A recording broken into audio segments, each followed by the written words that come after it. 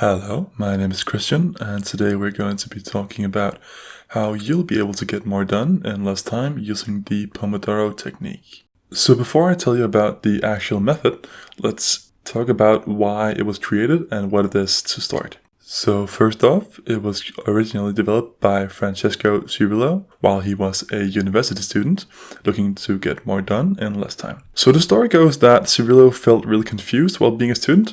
He felt that he didn't know what he was doing and that he had been wasting his time. So he found out by comparing himself to his classmates that the many distractions and interruptions and low levels of concentration were the root of his confusion. And this led him to make a bet with himself. Can you study? Really study for 10 minutes? And he set that timer for 10 minutes. And here's actually a bit of a fun fact, because this Pomodoro technique is that each interval is called a Pomodoro, which is the Italian word for tomato. And that name stems from the tomato-shaped timer that he used, because he needed this objective time measurement device so that he could actually prove in an objective way that he could study for these 10 minutes straight. So unfortunately, he didn't actually succeed at first. He didn't win the bet, but all of this led to the creation and development of the Pomodoro technique. I have previously written about doing zero distraction work, but I'll repeat what I wrote again here. Distractions are truly one of the killers of productivity. And as Cirillo states, the Pomodoro technique helps you enhance focus and concentration by cutting down on interruptions, which is really one of the key reasons that the method works so well. Another one of the key reasons is that the timer itself, it keeps you accountable. Timing really makes you focus on the task at hand, and that's one of the huge benefits of tracking your time. I'm a huge fan of actually tracking your time, and that's because a lot of the time when you think you're actually doing some work, you're very likely to overestimate the amount of time that you're actually working, and tracking your time spent being productive is really one of the best ways to improve that amount of time. Alright, so let's talk about how it works. So there are basically 5 steps to performing the Pomodoro technique. The first step is to choose a task that you'd like to finish. This is the task to which you will devote your full attention for 25 minutes. The next step is to set the Pomodoro timer for 25 minutes. The third step is to work on that task until the timer rings. The fourth step is to take a short break for 5 minutes. And the fifth and last step is to, every 4 Pomodoros, you take a longer break for 15 to 30 minutes.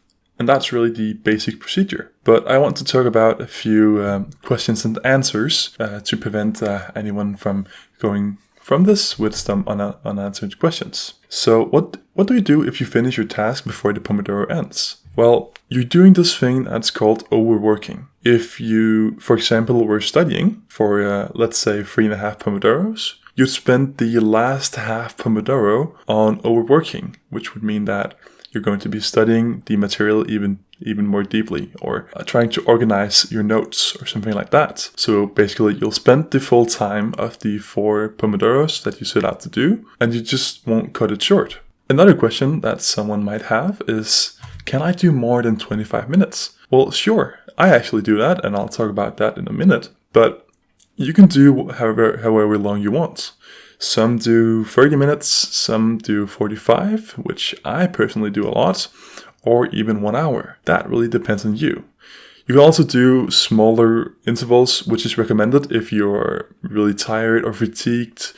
Let's say you have only slept for like 6 hours that day or less, then you may do it in smaller sessions. But try to experiment and find what works best for you. I always finish off these videos talking about my own personal experiences, because I feel that I cannot give a recommendation without actually having tried something myself or have a lot of experience using the technique or method or whatever it is that I'm recommending. So, as I've said before, I personally do 45 minutes. I feel that I often get into a flow state, which also results in me actually blowing past any timer that I have and just working until I feel fatigued or a bit tired, but I'll still take that break. And if I'm doing some task that maybe I'm not very motivated to do, then I try to break it down into these smaller Pomodoros to make sure that I maintain this level of activity. Otherwise, I'll just get really tired while doing the task, because it's really hard to to focus on doing something that you kind of don't want to do for a longer extent of time. But those are my personal experiences. I do a lot of time tracking myself, so any Pomodoro session that I do will be tracked, and in general anything that I do, mostly when I'm being productive, will be tracked. So even if I don't use the Pomodoro technique, I'll still be tracking my time because the accountability is really, really useful for getting more done. I want to thank you very much for watching my video. I really appreciate it very much. I hope that you'll subscribe if you want to see more. Also, likes and comments are very appreciated. You're always welcome to ask me any questions.